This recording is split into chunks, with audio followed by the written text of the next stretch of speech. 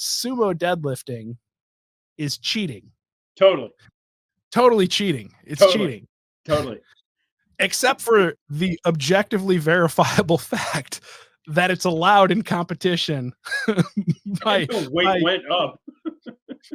Yeah, exactly. Like it's literally allowed. So it's honestly one of those. This is another one of those. It's we'll use the fancy word. It's morphology, right? It's about your body. It's about your body type. It's about your lever length. It's about what positions you can achieve well, which positions allow you to express the maximum leverage on the load so that you can actually get it up, hold it there, and then put it down. If you get a green light on the rep, it fucking counted. I don't care what any bro on social media is going to say. The judge said it counted.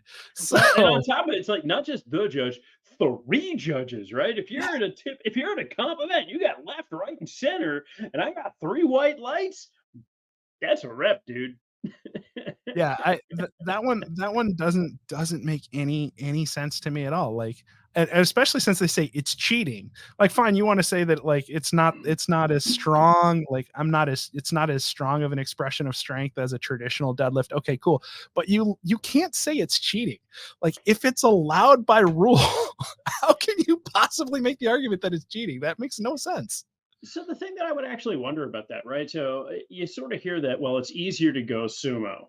I was like, well, I'm going to go with maybe, right? So it's like, I love powerlifting, right? It's just a ton of fun, but it's like, I'm going to go with the answer is maybe. If you've got a really long femur and you're throwing out into wide ass duck feet, that's not doing much for you. Yeah. I was just going to say, like, it works for guys like me because I'm 60% torso. I'm 6 foot nothing. And I have a 30-inch inseam. If I had a proportionate inseam with my torso length, I would be 6'4", but I don't. So I have really short femurs. So doing a sumo deadlift works, right? But it doesn't work for people that have really long femurs. It's not a good position. Yeah, I mean, I used to train this guy named Patrick, and it was funny. Him and his wife, I used to train them both. They used to live together. Um, his wife Veronica was about 5'1", 5'1". I think like Argentinian special forces or some shit, right? I mean, bona fide badass, but complete freaking bomb in a pocket, right? Teeny tiny little woman. Pat's this German guy. He's about 6'2", about 240. I mean, just big, long, lanky guy. And I'd get them both up in the cage. And I'd have them up there in the cage, either doing deadlifts or I'd have them doing back squats. And she'd be pulling the same or more weight than him because she was just very compact and it just worked because her lever lengths were just better. He could not actually get to parallel without the front of his knee just being on fire, just because of the way his ankles were. And when we actually moved him out and a little wider, he started lifting better. The ones I'd say were kind of the weirdest to me, though, is you ever seen like ultra sumo where your toes are all the way out to the plates? Yeah. Yeah. I mean, where you get those guys that are like the feet are all the way out and like their pinky toe is touching the edge of the plate. And your range of motion is about like that. It's like doink doink. I was like, yeah, all right, I'm going to kind of give you some bullshit on that one. That might be within a limit. But the other thing is functionally, I think most people are probably stronger in a conventional position. They just don't realize it. All you're doing with sumo is shortening the range of motion. You're shortening the range of motion, but you can also place the demands on different I'll say tension generating muscles within your posterior chain, right? Like you're able to engage, you're able to change the proportion of engagement to muscles that some people are stronger in than in others, right? There's just less requirement from certain muscles than in others when you're in the sumo position versus the conventional position. But ultimately, it's going to come down to which one is better for you. I find it hilarious that people are like, it's cheating when it's literally not by rule, right? Like even and I would even the ultra sumo guys, I would say, yeah, then the governing body needs to look at at that and say like, is this too short of a range of motion for it to really count? Okay, cool. Yeah.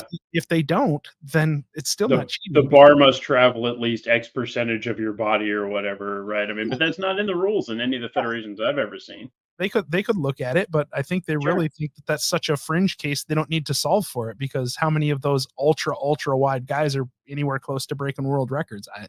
I don't honestly know. I'm not as plugged into the powerlifting accomplishments as I used to be, but it's I don't know. It just to me, it's just another example of people intentionally or unintentionally buying into dogma because it's divisive, and it's always fun on social media to tell somebody that they're a pansy or that their weight that is way more than you could ever lift is doesn't count for some reason because it makes you feel better that you could say, oh, that guy's doing it sumo, so his 800-pound deadlift is It's invalid. somehow less, It's right? invalid compared to my 550 conventional, right?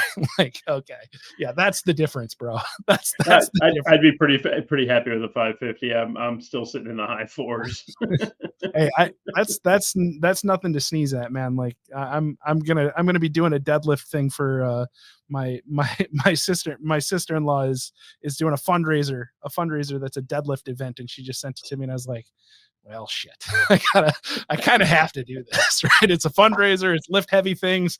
I can't say no, so I got to do it. And I haven't trained deadlift, and I mean, the last time I did deadlift, I literally just went to do a max out deadlift just to see where I was at, and I think I maxed at like 375 or 395, and that was years of not having trained deadlift specifically. So now I guess I gotta crank it up and see if I can I get back. must lift the heavy circles. I must lift the heavy I want to circles. I want to see if I want to see how quickly it will take me to get back into the 500s. That's what I want to see. But Half an hour and 2 cans of 2 cans of rain.